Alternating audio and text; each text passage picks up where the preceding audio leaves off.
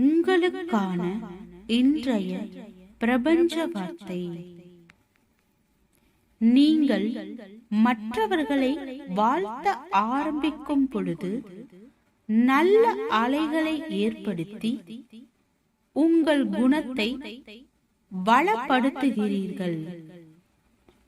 உங்களுடைய வாழ்த்து மற்றவரிடம் மோதி திரும்புகிறது, சிதறுகிறது, ஊடுருவி செல்கிறது.